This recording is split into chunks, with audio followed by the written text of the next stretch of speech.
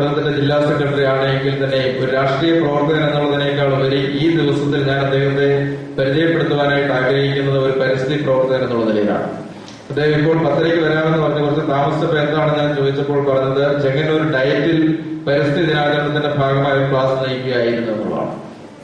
പത്തനംതിട്ട ജില്ലയിൽ വളരെ ശ്രദ്ധേയമായി പരിസ്ഥിതി പ്രവർത്തനങ്ങൾക്ക് ഇന്നും നേതൃത്വം കൊടുക്കുന്ന ഒരു ദേഹമാണ് അദ്ദേഹം. ആറന്മുള വിമാനത്താവളവുമായി ബന്ധപ്പെട്ട പാരിസ്ഥിതിക വിഷയങ്ങൾ ആദ്യം എനിക്ക് തോന്നുന്നു സമൂഹ ശ്രദ്ധയിൽ ഉയർത്തിക്കാട്ടിയത് ബഹുമാനപ്പെട്ട ശ്രീ പി പ്രസാദാണ്.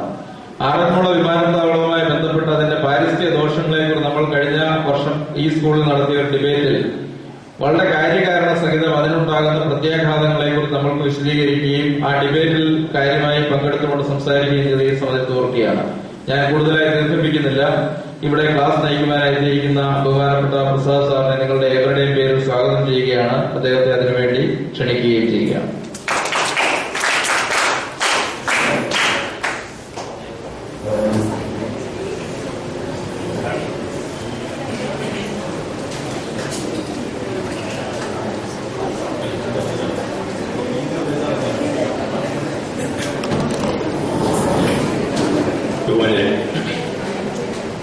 ഈ ദിവസത്തിന്റെ പ്രത്യേകത നിങ്ങളോട് ഞാൻ ഈ പുത്തൻ അവതരണം നടത്തി പറയണം എന്നെനിക്ക് തോന്നുന്നില്ല.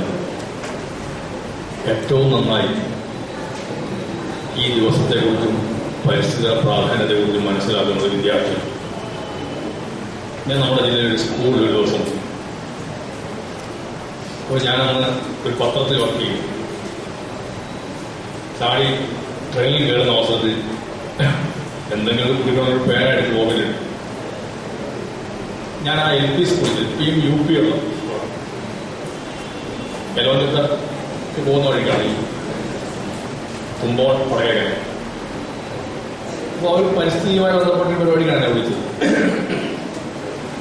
അപ്പം ഞാൻ ആ കുട്ടിയോട് സംസാരിച്ചായിട്ട് ഇവരെന്തൊക്കെയാണ് ചെയ്യുന്നത്? അവരൊരു ഞങ്ങൾ പ്ലാസ്റ്റിക് ഉപയോഗിക്കാറുണ്ട്. ഞാൻ നല്ല കാര്യം ഞങ്ങൾ പ്ലാസ്റ്റിക്കിന്റെ പേന ഉപയോഗിക്കും. ഞാൻ പെട്ടെന്ന് എന്റെ പോക്കറ്റിൽ നോക്കി. എന്റെ പോക്കറ്റിൽ കിടക്കുന്ന പ്ലാസ്റ്റിക്കിന്റെ പേന ഞാൻ എത്ര ചെറുതായി പോയി എന്ന് എനിക്ക് അന്നേരം തോന്നി. അപ്പൊ അത്ര ഗൗരവത്തോടുകൂടി തന്നെ നമുക്ക് പറയുന്ന ഒരു സ്കൂൾ വിദ്യാർത്ഥികൾ എത്ര കൃത്യമാണ് ഞങ്ങൾ എഴുതിക്കുന്ന ഈ യൂസ് ആൻഡ് ത്രോ ഉപയോഗിക്കുക പിന്നെ വലിച്ചെറിയാം. ഞങ്ങളൊക്കെ സ്കൂളിൽ പഠിക്കുന്ന കാലത്താണെങ്കിൽ ഈ റീഫില്ല് വാങ്ങിക്കാൻ വേണ്ടിയിട്ട് ഭയങ്കര ഇപ്പൊ ഒന്നുമില്ല.